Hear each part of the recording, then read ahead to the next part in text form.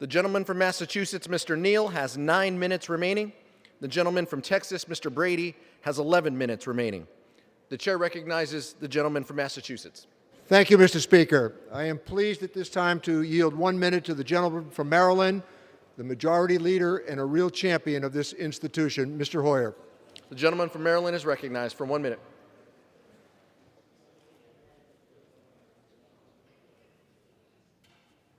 Mr. Speaker, it is November 18th, 2021.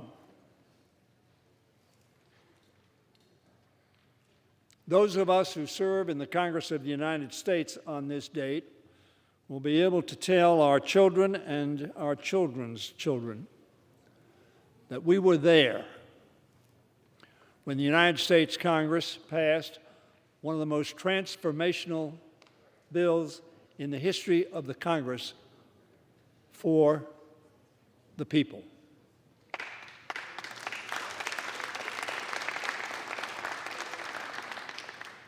Tonight, House Democrats will vote on the Build Back Better Act, as will House Republicans. Legislation to transform our country by making opportunities available and equitable for all Americans. Its name, of course, refers to the broad recognition that too many Americans are just barely getting by in our economy, and we simply cannot go back to the way things were before the pandemic. We have to ensure our people can access the tools and resources they need, not just to survive, but to succeed. This bill does so by making investments in 4 key areas. First, it will invest in child care, universal pre-K, and home care so that more Americans can get back to the workforce and grow our economy.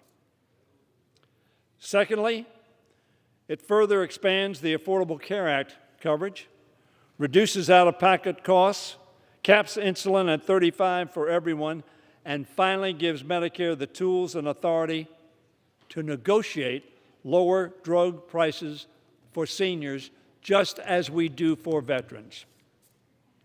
Thirdly, it will bring down the everyday costs for housing and higher education that make it harder for Americans to secure a place in our middle class.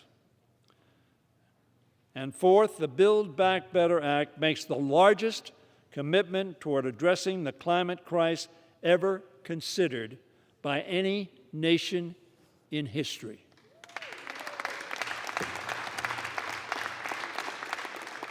Mr. Speaker, in all 4 of these critical areas, the Build Back Better Act will make transformational investments that will help more Americans access opportunities and achieve greater economic security.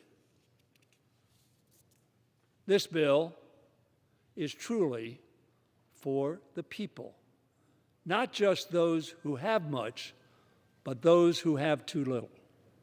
Many Americans are looking at the investments this bill would make in America's workers and families and asking, how are we going to afford it? My friends on the other side of the aisle have raised that, and I'm sure will raise it again.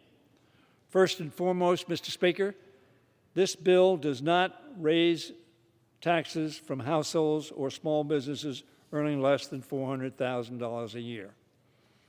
In fact, the Build Back Better Act would provide a tax cut, contrary to the rhetoric I've heard on the other side of the aisle, to 80% of American households next year.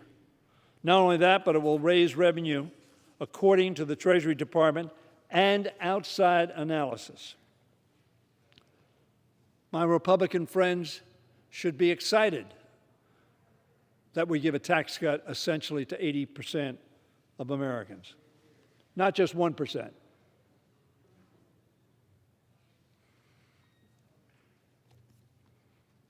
By most estimates, this bill reduces the deficit. This bill reduces the deficit. It also ensures that all of us will pay our fair share. to support our democracy. The impact of this historic legislation will be reflected in the greater economic security of millions of families and in the growth and competitiveness of a robust American economy.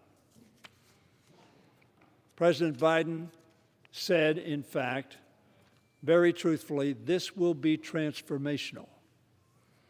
And it will be measured in the deeper sense of hope that Americans will have when they see their economy working for them instead of holding them back. I am hopeful that the Senate acts quickly to pass this bill under reconciliation, even while Republicans all sit on the sidelines on this historic moment. Just as all but 13 of them did when we passed a transformational infrastructure investment bill, which will make America competitive in the 21st century and make businesses in America grow and succeed. Democrats will not rest until all Americans have the tools to build back better, to access opportunities to get ahead, to achieve real economic security, and to reach for the American dream that has been this country's promise for generations. This bill, Mr. Speaker, as I said at the beginning, is for the people, all the people, the little people, the big people, all the people. I urge my colleagues on both sides of the aisle to be able to say on November 18, 2021, I voted for that legislation, which made America, as John Kennedy said, a great country, even greater. And I yield back the balance of my time. Gentleman from Maryland yields. Gentleman from Texas is